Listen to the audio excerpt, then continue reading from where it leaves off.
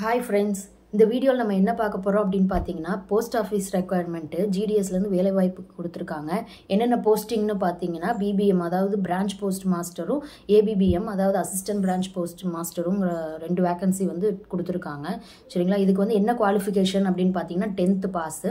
என்ன டாக்குமெண்ட்னு பாத்தீங்கன்னா என்ன ஆவணங்கள் வைக்கணும் அப்படினு பாத்தீங்கன்னா Aadhaar card, 10th mark sheet, உங்களோட போட்டோ, அதுக்கு அப்புறம் சிக்னேச்சர், அப்புறம் உங்க மொபைல் நம்பர், இமெயில் ஐடி இது மட்டும் இருந்தா போதும். அதுக்கு அப்புறம் இதுக்கு என்ன ஏஜ் லிமிட் அப்படினு பாத்தீங்கன்னா 18 இயர்ஸ்ல இருந்து 40 இயர்ஸ் வரைக்கும் பண்ணிக்கலாம். 18 வயசுல இருந்து 40 வயசு வரைக்குமே பண்ணிக்கலாம். இதுக்கு ஏஜ் ரிலாக்ஸேஷனும் இருக்கு. SC ST க்கு OBC சர்டிஃபிகேட் வச்சிருக்கவங்களுக்கு அப்புறம் டிசேபிலிட்டிக்கு எல்லாம் வந்து பாத்தீங்கன்னா ஏஜ் ரிலாக்ஸேஷன் இருக்கு. அது நம்ம பொறுத்து பண்ணிக்கலாம். ஓகேங்களா? இதுக்கு வந்து OBC வந்து எங்க அப்ளை பண்ணனும்னு பாத்தீங்கன்னா ECV மையத்துல தான். அது எப்படி அப்ளை பண்ணனும்ங்கிறது நான் வீடியோ போட்டுருக்கேன். அது கீழ வேணா டிஸ்கிரிப்ஷன்ல கொடுக்கிறேன், பாத்துக்கோங்க. இது நம்ம போஸ்ட் ஆபீஸ்க்கு நம்ம எப்படி அப்ளை பண்ணனும்னு பாத்தீங்கன்னா ஆன்லைன்ல தான் அப்ளிகேஷன். ஃபர்ஸ்ட் ரெஜிஸ்டர் பண்ணனும். ரெஜிஸ்டர் பண்ணிட்டு அப்புறம் அப்ளை பண்ற மாதிரி இருக்கும் அப்ளிகேஷன். அது எப்படி ஆன்லைன்ல அப்ளை பண்றதுங்கிறது நம்ம இந்த வீடியோல பார்க்கலாம். ஓகேங்களா? வாங்க பார்க்கலாம். Chrome போய்க்கோங்க. Chrome போயிட்டு அதில் இந்தியா போஸ்ட் GDS online.gov.in அப்படின்னு சொல்லி கொடுங்க. கீழே டெக்ஸ்ட் கொடுத்துருக்கேன் பாருங்க. ஃபர்ஸ்ட் லிங்கே அதுதான். இந்த மாதிரி ஹோம் பேஜ் ஒன்று GDS ஆன்லைன் என்கேஜ்மெண்ட் ஓப்பன் ஆகும். மேலே பாருங்க நோட்டிஃபிகேஷன், ரெஜிஸ்ட்ரேஷன், அப்ளை ஆன்லைன் அப்படின்னு காமிக்குதான். கீழே வந்து ஃபர்ஸ்ட் ஸ்டெப் ரெஜிஸ்ட்ரேஷன் போகணும். நம்ம ரெஜிஸ்ட்ரேஷன் போனதுக்கப்புறம் மொபைல் நம்பரும் இமெயில் ஐடியும் நம்ம வேலிடேட் பண்ணுற மாதிரி இருக்கும். சரிங்களா? இந்த மாதிரி மொபைல் நம்பரும் இமெயில் ஐடியும் கொடுத்து வேலிடேட் கொடுத்து OTP ரிசீவ் ஆகும். போட்டு வேலிடேஷன் முடிச்சுக்கோங்க. அதுக்கப்புறம் 10th மார்க் ஷீட்டில் இருக்க மாதிரியே உங்கள் நேமு, அப்புறம் உங்கள் ஃபாதர் நேமு, அப்புறம் டேட் ஆஃப் பர்த், என்ன ஜெண்டரு, அப்புறம் கம்யூனிட்டி, அதுக்கப்புறம் என்ன இதில் முடித்தோம் ஸ்டேட்டு தமிழ்நாடா என்னங்கிறத இது பண்ணிக்கிங்க. இயர் ஆஃப் பாஸிங்கு, அதுக்கப்புறம் கேப்சா கொடுத்து நீங்கள் சப்மிட் பண்ணுற மாதிரி இருக்கும். சப்மிட் பண்ணிட்டா நம்மளுக்கு அவ்வளோதான். இந்த ரெஜிஸ்ட்ரேஷன் ப்ராசஸ் முடிஞ்சிடும். ஃபஸ்ட்டு ஸ்டெப்போட ரெஜிஸ்ட்ரேஷன் ப்ராசஸோட ஃபஸ்ட் ஸ்டெப் முடிஞ்சிடும். அதுக்கு அடுத்த ப்ராசஸ் பாருங்கள். அதுக்கப்புறம் டீட்டெயில்ஸ் எல்லாம் நம்ம சேவ் ஆகி validate your details one time check பண்ணிக்கோங்க. இந்த மாதிரி வேலிடேஷன் முடிஞ்சிருச்சு. செக் பண்ணதுக்கப்புறம் சப்மிட்னு கொடுத்தோம் அப்படின்னா அடுத்த நெக்ஸ்ட் பேஜ் போயிடும்.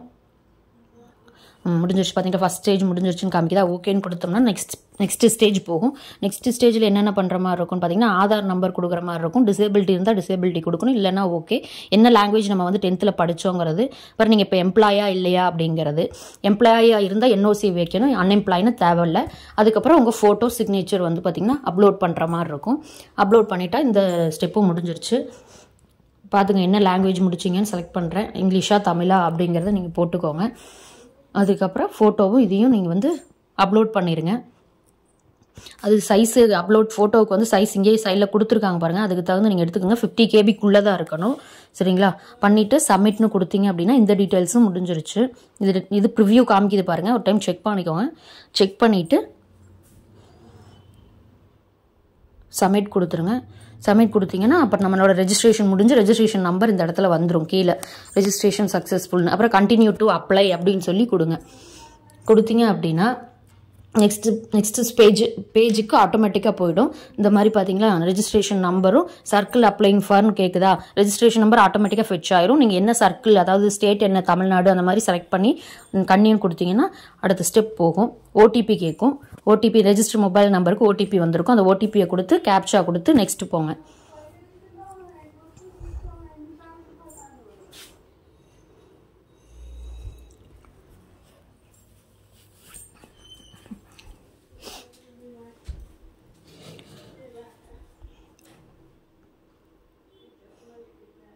நெக்ஸ்ட் போனால் இந்த மாதிரி டீட்டெயில்ஸ் வரும். மேலே நம்ம டீட்டெயில்ஸ் ஆல்ரெடி கொடுத்துருந்தது டீட்டெயில்ஸ் அப்படியே வந்துடும். அதுக்கப்புறம் நம்ம அட்ரஸ் வந்து கொடுக்குற மாதிரி இருக்கும். என்ன கம்யூனிகேஷன் அட்ரஸ், பெர்மனன்ட் அட்ரஸ்ன்னு கொடுத்துங்க. ரெண்டும் சேமாக இருந்தால் ஒரு பக்கம் மட்டும் ஃபில் பண்ணிவிட்டு இங்கே ஒரு டிக் பாக்ஸ் காமிக்குது பார்த்தீங்களா, அதை டிக் கொடுத்துட்டிங்க அப்படின்னா ரெண்டுமே ஒரே இது வந்துடும். இல்லைன்னா தனித்தனியாக டைப் பண்ணிக்கோங்க. அதுக்கப்புறம் வந்து பார்த்தீங்கன்னா எந்த போர்டு வந்து படிச்சிங்க அப்படின்னு சொல்லி கேட்டிருக்கோம். சென்ட்ரல் போர்டா ஸ்டேட் போர்டா அப்படிங்கிறத அதை நீங்கள் செலக்ட் பண்ணிக்கோங்க. செலக்ட் பண்ணிவிட்டு நம்ம என்னென்ன மார்க் 10th வாங்கியிருந்தோம் அப்படிங்கிறது கேட்கும். அதையும் கரெக்டாக கொடுத்துக்கோங்க. இங்கே வந்து பார்த்திங்கன்னா என்னென்ன மார்க் 10th இங்கிலீஷில், அதுக்கப்புறம் நம்மளுக்கு காமனாக என்ன எடுத்துருப்போம் தமிழ் தானே, தமிழை வந்து செலக்ட் பண்ணிக்கோங்க. நம்ம தமிழ் மீடியமாக தான் மேலே தமிழ் வரும், கீழே இங்கிலீஷ் கொடுக்குற மாதிரி இருக்கும். நான் இங்கிலீஷ்னு கொடுத்ததுனால தமிழ் காமிக்குது. கொடுத்துட்டு என்னென்ன சப்ஜெக்டில் என்ன மார்க்கோ அதை கொடுத்து சேவ் அண்ட் கண்டினியூன்னு கொடுங்க. நான் வந்து அது மார்க் கம்மியாக போட்டேன், அதனால் ஃபெயில்டான்னு கேட்டுச்சு. அப்புறம் மறுபடியும் நான் மார்க்கை மாற்றுறேன்.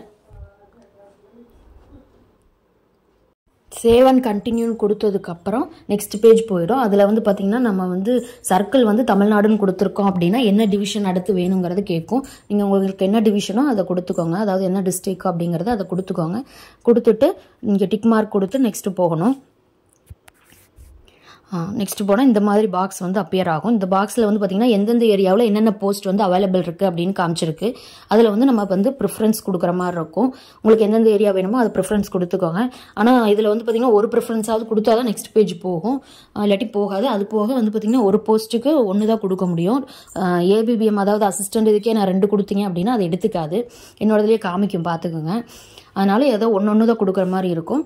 கொடுத்துட்டு நீங்கள் நெக்ஸ்ட்டு போனீங்க அப்படின்னா அவ்வளோதான், இதோட முடிஞ்சிருச்சு. அப்ளிகேஷன் சப்மிட் ஆயிரும். அப்புறம் ஏதாவது உங்களுக்கு மிஸ்டேக் பண்ணிட்டீங்க, கரெக்ஷன் பண்ணணும் அப்படின்னா 5ஆம் தேதி அப்ளிகேஷன் முடிஞ்சதுக்கப்புறம், அப்ளிகேஷன் டேட் 5 முடிஞ்சதுக்கப்புறம் 6லேருந்து 8 வரைக்கும் வந்து பார்த்திங்கன்னா கரெக்ஷன் போடுறதுக்கு ஆப்ஷன் கொடுத்துருக்காங்க. சரிங்களா? அதில் அந்த டைமில் நம்ம வந்து கரெக்ஷன் போட்டுக்கலாம். முடிஞ்ச அளவுக்கு எது மிஸ்டேக்கும் இல்லாமல் கரெக்டாக பார்த்து பண்ணிக்கோங்க.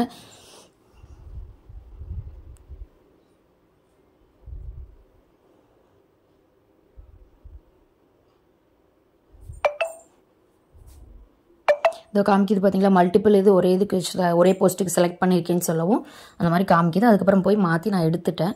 எடுத்ததுக்கப்புறம் நெக்ஸ்ட் அவ்வளோதான், அப்ளிகேஷன் வந்து சப்மிட் ஆகிடும்.